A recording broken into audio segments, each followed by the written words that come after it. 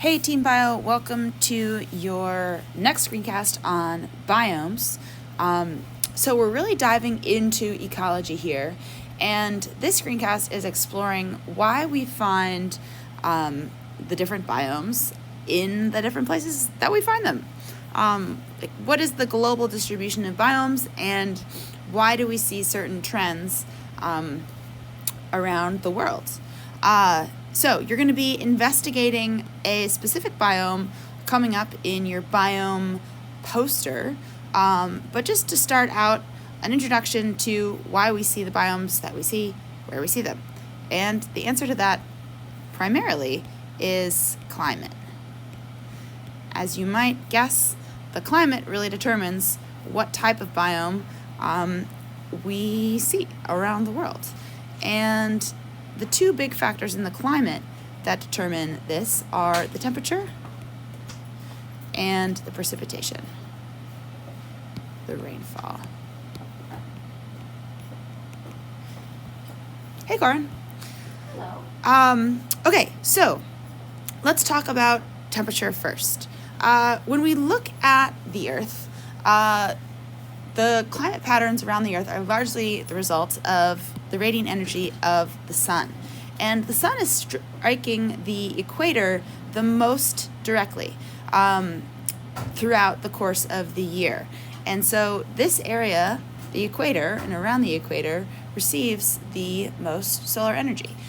Because of its curvature, the area of the Earth that is receiving the least amount of solar energy is the Arctic Circle and the Antarctic Circle. So it's hottest at the equator over the course of the entire year. And that actually has an effect on the precipitation.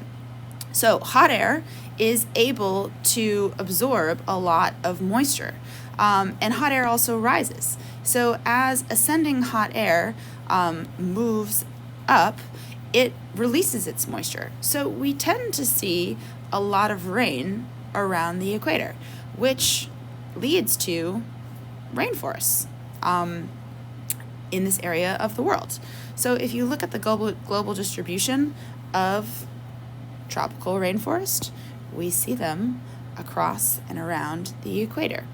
Now, notice as well in this distribution of biomes that we see lots of deserts in this area that's like a 30-degree latitude. And there's a reason for that as well that also has to do with the same principles.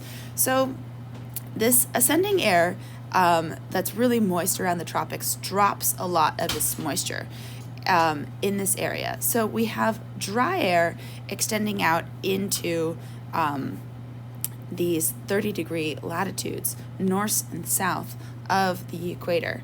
And that absorbs a lot of moisture. So while we have a lot of rain in this area of the world, as we move to the north and the south, we see really dry regions. And so that explains why we see these vast deserts in these latitudes of the world. And then this descending, so as the dry air cools and comes down, it's absorbing moisture, but then it's also going to heat up and rise again. And so if we were to look kind of at our graph, we would now see more rain falling down at around 60 degrees of latitude. And so that kind of explains why we see these broadleaf temperate forests and coniferous forests in this area of the world, both high and low. So these global rain patterns are really determining what types of biomes we see where in the world.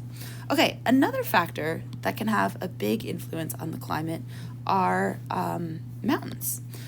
So a mountain is going to create what's called a rain shadow behind it, a large mountain range. So we have this area where in front of the mountain close to the ocean where water is being absorbed or is evaporating and forming clouds. And as the clouds are pushed by the wind up towards the mountain, range, this forces them upwards, and this drop in temperature is also going to lead to drop in pressure and rain. So we're going to get a lot of rain on the ocean side of the mountain, and then we're going to have a large rain shadow on the opposite side of the mountain, where all the precipitation and snow, I guess too, all the precipitation has dropped out of the air, and so we have this dry a rain shadow and a desert area on the far side of the mountain. So if we look at large mountain ranges, so across the United States, we see these rain shadows caused by this effect, and also in South America. Another effect so a mountain range can influence precipitation on either side of it, and then it also has an effect on the temperature. So as you move up in elevation, so elevation's increasing this direction, temperature is decreasing as you go up. And so this has a large effect on the types of organisms we see across the mountain range. And this is a really kind of striking effect. Just climbing the mountains in the White Mountains, you see a dramatic change in the ecological distribution of species at the base of the mountain versus the top.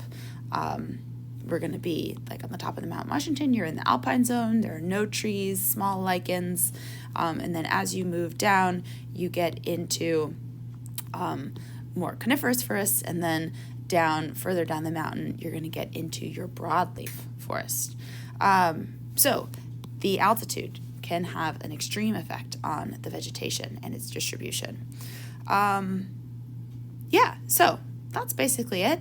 The big ideas here are that the climate has a big effect on the global distribution of biomes, and if we track the temperature and the precipitation, we can kind of plot out where we're going to see our different types of biomes. Obviously, deserts have very low precipitation, but they can extend over a relatively wide range of temperatures, and grasslands have slightly more precipitation, and also can extend over a wide layer or broad range of temperatures. But the tundra, for example, is to get a tundra, you need to be very cold and also have low precipitation. And notice here that some of these biomes are overlapping. So we have intersecting areas where we see kind of a mixture of desert and grassland, or temperate broadleaf forest and tropical forest. So that's another, I guess, key idea, is that these biomes kind of meld into one another, and there are not distinct edges of these types of biomes. Okay, that is all. See you in class on Thursday.